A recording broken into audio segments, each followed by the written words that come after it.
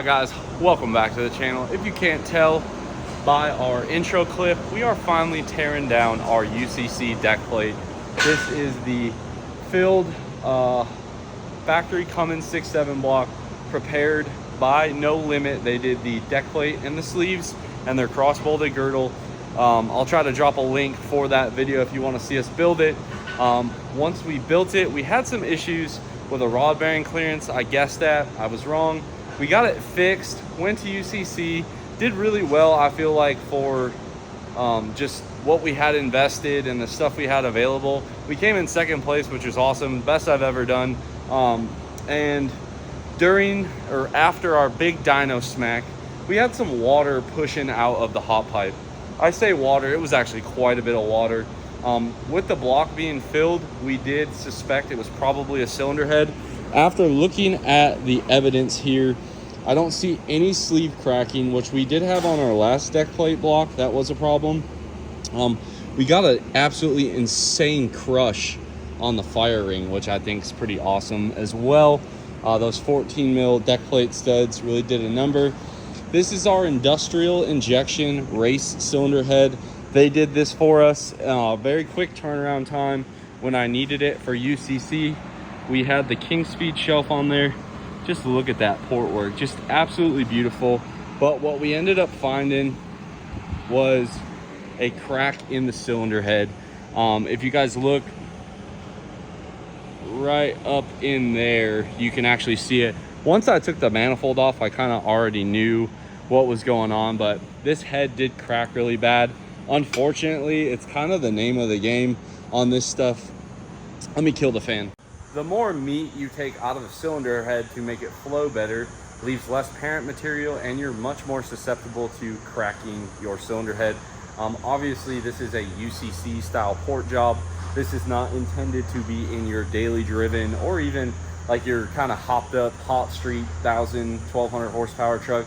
This is designed for somebody that really just hates money, because every time you let go of the button, every time you smack it on the dyno, hook to a sled, I don't care who builds it, these things are time bombs.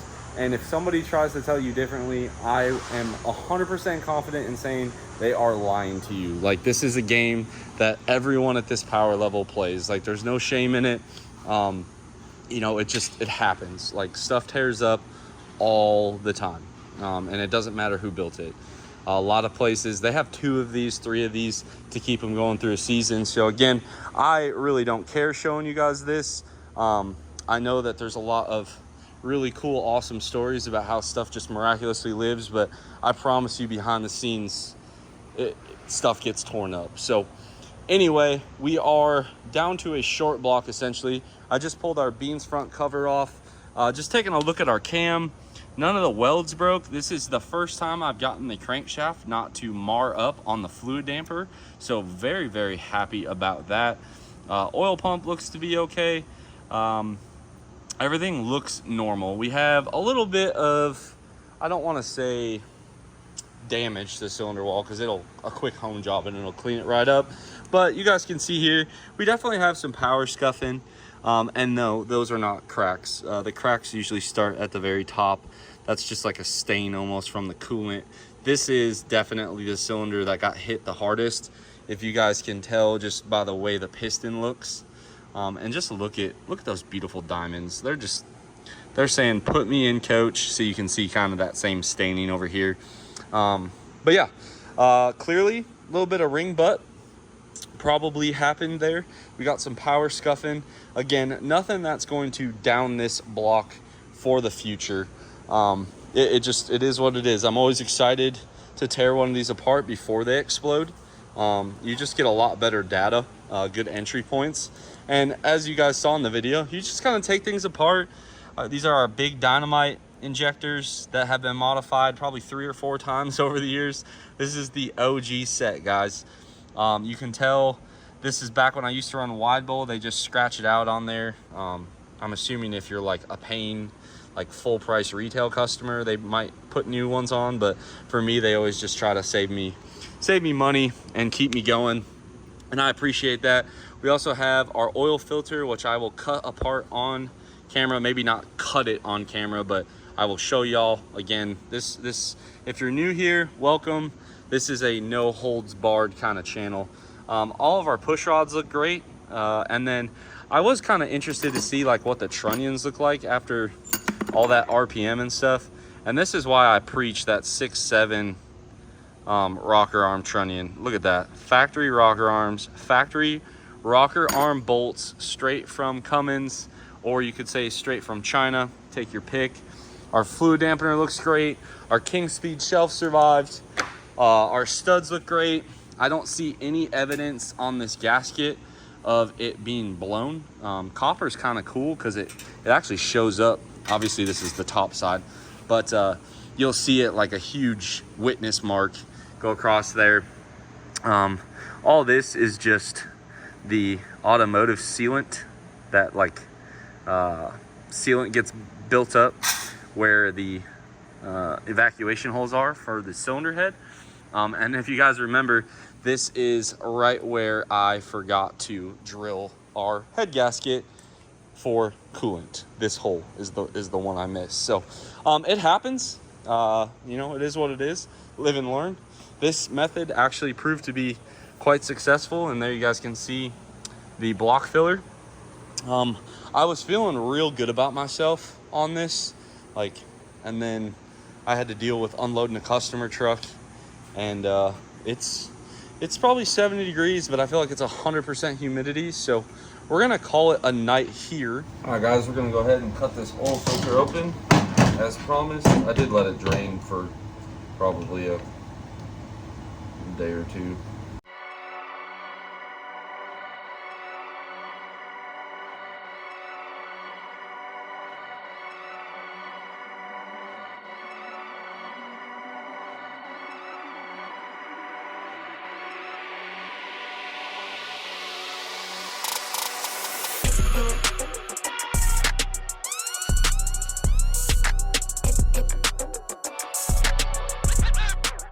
So I'm pretty hard pressed to find anything in here.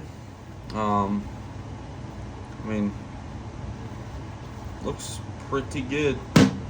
I'll show you guys this piece down here.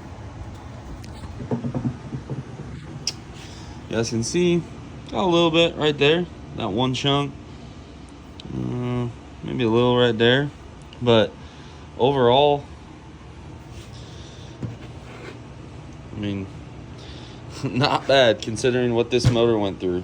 So yeah, I hope that our bearings look very similar to the way this oil filter says they should, and not need much at all. So we'll stop the video here, and I'll pick it back up once I start tearing apart the short block. We're gonna pick this back up. Big thank you to the guys over at Industrial Injection again. Our new cylinder head is here, and we are gonna finish tearing this old girl down. We have basically the bottom end. I don't know where all this oil is coming from. You guys watch me drain it. It's very puzzling, but we found our drip pan, so it is what it is. We'll knock the rods out, oil pan, rods. Then from there, we'll take our front cover, rear main seal cover off, and pop the cam, oil pump, crank, and this thing will be stripped down, and we'll take a look. Just full disclosure, I did like hit this with a ball hone real quick. I was just kind of curious what scratches were in there. I didn't see anything, so let's get to work.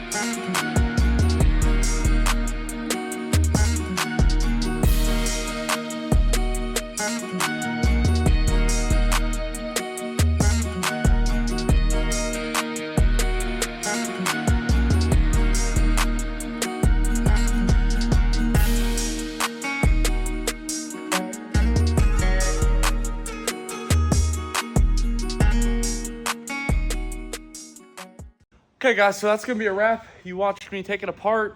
Only thing I saw that was weird was one of the sleeves came out with the piston. If you guys look, it didn't hang on the piston. Like, the piston doesn't have any marks. Rings all are freely moving, so I don't know about that. We'll talk to Eric. The other thing I don't like is the lack of fire ring protrusion. So this block just might have to go back to Eric for a little bit of machining, or maybe Steve can take care of it. We'll figure it out. Everything else, look at the rod bearings. No fretting. Look at that. We ain't scared around here. We won't crop stuff out, all right? Look at that. Nothing. Most of this is just engine oil on the bearing. That's why it's kind of got that weird color. But other than probably the debris that I didn't get out when we did the hasty refresh, friggin' best pistons in the game, Diamond, best pins in the game, Trend, total seal rings, factory oil pump, no limit lifters. I mean, look at these.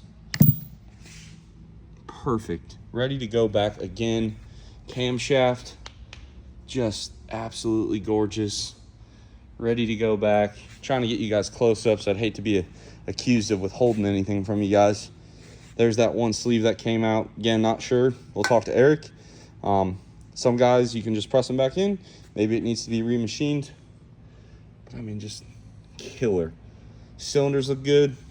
All of the ring drags and stuff came pretty quick out with a hone. And like you guys can see here, like that's just oil, that yellowish color. I know that kind of sucks, but none of the main caps fretted. I mean, look at that, killer. Only weird bearing, we had a little bit of the spotting on here, but again, it's hard to read these bearings and be like, okay, what was already in the motor when we refreshed it when I tore up that rod bearing. But for all of you guys, this is the thrust side of the bearing. Okay, here's the front side, here's the back side. You know, when we run 240 plus psi line pressure that everyone says balloons the torque converter and hurts your mains. If you do it right, look at that. I could reuse that, but I digress. Here's our crankshaft. Again, full transparency here, guys. Look at that. She's ready for a little aerosol overhaul with the brake clean, ready to go right back in. Sheesh. Factory Cummins crank. Look at those dimes. Dang. So, in closing, y'all got to see me tear this thing apart. I apologize it was over a few days. We have been absolutely swamped at the shop. We're still hiring. We've had one guy try out, and the distance just was killing him. We've had a lot of guys reach out. Guys, I'm looking for somebody, or David and I are looking for somebody that either already knows what they're doing and I don't have to specifically double check your work or redo it. And if you make mistakes, you're willing to own up to it. Or if you don't know how to do it, you tell us. Or I want somebody that's super green and I will show you everything. I didn't get here by myself. I've had amazing teachers, mentors, bosses over the years. Like, if this is what your heart is set on doing and you want to come work for us, I'm all ears. Let me hear it. Again, we're in Southwest Virginia. As far as relocation and stuff, if you're hungry enough, you'll find a way to make it happen. All I can tell you is, if you're trying to fly here for a tryout, or if you're close enough where you can drive, we'll get you set up in a hotel and we'll do a tryout. I don't want to hire somebody on until we try you out, week, 2 weeks max. We'll pay you for that, and we pay on a flat rate scale everything that comes in here is flat rate, or it has a pre-approved project price. So for instance, if I was going to be doing like that 3rd gen that got the oil cooler from No Limit, we quote that to the customer and that would be what you'd get paid to do. I'll be honest, stuff like that I'll probably still handle, but daily tasks, I mean, head gaskets, cab offs, transmissions, R&Rs, and then if you are willing to learn and want to learn this kind of stuff, I will spend all my free time teaching you everything I know. I'm happy to do it. I just want to invest in somebody that's hungry and doesn't already know, because that's my biggest pet peeve. And don't be afraid to grab a broom. That's all I gotta say. I sweep this floor, I mop this floor, but look at what we got. Floor scrubber. So again, if you work here, you get to use this too. Pretty awesome mod. But anyway, guys, I digress. Like I said, shoot us a text message on the shop phone, send us an email. It's wotmotorsports21@gmail.com. I'm not looking for a fancy resume. All I want is somebody that's not an alcoholic, addicted to drugs, or is going to rob me blind. And as long as you show up on time and have a good attitude, I can show you anything that I know, at least. But guys, there she is. Again, I will update y'all on what Eric says after I talked to him, probably in a later video or when we put it back together. So I did talk to Eric. I just wanted to get this up on the same video. Number one, he was really happy to see everything come out looking really good. So I'm very happy with that, and he is too. And that's always good to be on the same page as the guy that did like the girdle and the block work. Number two, those sleeves are actually designed to be popped out that easy. So we don't have to send him the block. He said that's completely normal. So from here, we are just going to get some new O-rings to put the sleeve back in and hone up that block. And then the last thing, number three, we're gonna just get all new O-rings for everything. And then on the fire ring, because it is a copper gasket, and again, this is my first time ever using copper, so I'm learning that 2/1000 fire ring protrusion is actually normal. So basically, we're just going to refresh this old girl, pop that sleeve back in. He said they're not even directional, but with the flat edges, you'll be able to tell which way goes which, and put it together. So before we ended the video, I wanted you to get Eric's take on it. Big thank you to him reaching out on a Saturday, but I'm thrilled. I think we finally have our dry deck plate recipe ironed out, our wet deck plate recipe ironed out, and I would stack these up against anybody else's in the industry. And for me, that is a hell of an accomplishment. So for all you guys that have stuck around for years and years and watched us blown up engines and deal with crappy, just terrible situations, I think we're at a good spot finally. Street motors, race motors, dyno motors, we got you covered. Give this one a big thumbs up. Drop your comment down below. Again, if you are trying to apply for this job or whatever, 276-608-3298. Shoot David a text. We'll give you a call. If you want, you can reach out to us on email, wotmotorsports21@gmail.com. Like it, comment, subscribe if you are not already. And as always, I'll catch y'all on the next one.